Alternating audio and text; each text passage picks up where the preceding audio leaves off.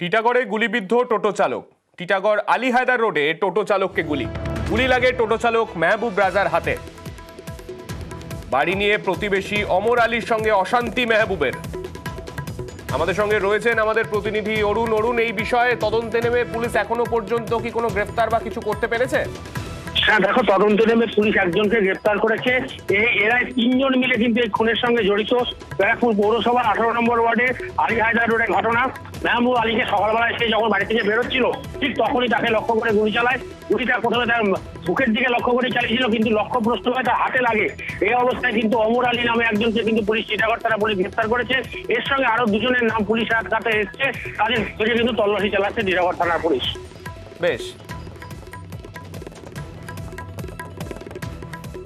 3 মাস আগে ঝামেলা হয়েছিল বাড়ি দিয়ে।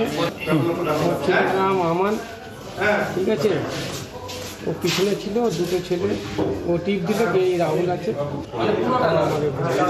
কটা গুলি করেছে? হাতে লেগেছে।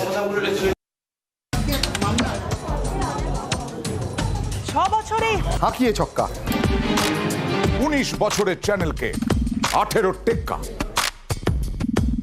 দেশের সব থেকে বেশি বাড়িতেই এখন নিউজ 18 বাংলা।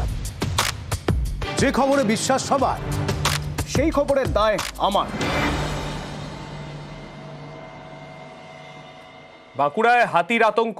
লালগড় থেকে 25 থেকে 30টি হাতির দল লোকালয়ে প্রবেশ করে। গ্রামে ঢুকে চাষের ক্ষতি করে হাতির দল। আলু থেকে বিভিন্ন সবজি, ওই এলাকায় যেগুলো চাষ করা হতো সেই চাষের জমির ব্যাপক ক্ষয়ক্ষতি।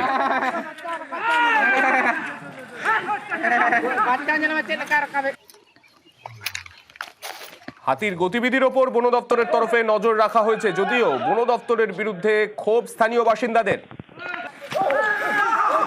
শেষ কয়েক মাস ধরে আমরা বারংবার দেখেছি এই বাঁকুড়া, কখনো ঝাড়গ্রাম, কখনো উত্তরবঙ্গের বিভিন্ন জেলায় হাতির গতিবিধির ওপর বন দপ্তরের সঠিক মাত্রায় নজরদারি না থাকার কারণেই বিভিন্ন ক্ষেত্রে আমরা দেখেছি এই ধরনের বিভিন্ন চাষের জমি, সেগুলোর ক্ষয়ক্ষতি হয়েছে।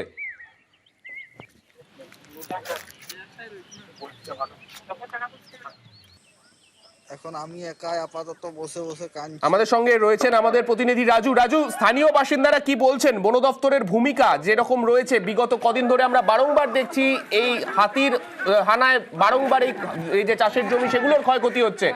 স্থানীয় মানুষ কি বলছেন?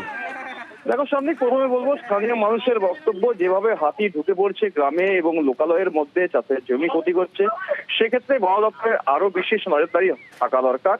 এবং যেভাবে হাতির দল আসছে, সারা বছরে এখানে থেকে যাচ্ছে, সেক্ষেত্রে সেই হাতির দলগুলোকে বিশেষভাবে বিশেষ রুটে নিয়ে যাওয়ার কথা। কিন্তু বন দপ্তরের এক অংশের তরফ থেকে যেটা জানা যাচ্ছে, যে মূলত বনকর্মী কম থাকার ফলেই মূলত এই হাতির তাণ্ডব ঠেকানো যাচ্ছে না। কিন্তু ইতিমধ্যে যে জায়গাগুলোতে হাতি রয়েছে সেখানে যেমন বর্তমান বন দপ্তরের তরফ থেকে বিশেষ নজরদারি এবং হাতিগুলোকে সঠিক গতিপথে নিয়ে যাওয়ার একটা ব্যবস্থাপনা করা হচ্ছে। অধিকাংশ সময়ে আবার দেখা যায় যদি সেক্ষেত্রে মানুষই বাধা হয়ে দাঁড়াচ্ছে এই হাতির গতিপথে, কারণ হাতি ইতিমধ্যে খাবারের জন্য বিভিন্ন জায়গায় ঢুকে গতিপথ পরিবর্তন করেছে এবং সেখানেই মানুষ তাদের গতিপথকে বাধা দিচ্ছে এবং উত্তপ্ত করছে, যার ফলে ক্ষতির পরিমাণটা অনেক বেড়ে যাচ্ছে।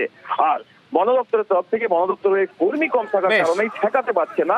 আর এই নিয়ে প্রশ্ন উঠছে, যে সমস্ত আধিকারিকরা রয়েছেন বন দপ্তরে, তারা কি সেটা দেখছেন না? তারা কি ব্যবস্থা নিচ্ছেন এবং না? তাদের বিরুদ্ধেই কোথাও গিয়ে সেই ক্ষোভ উগরে দিচ্ছেন স্থানীয় বাসিন্দারা। ধন্যবাদ তোমায় রাজু।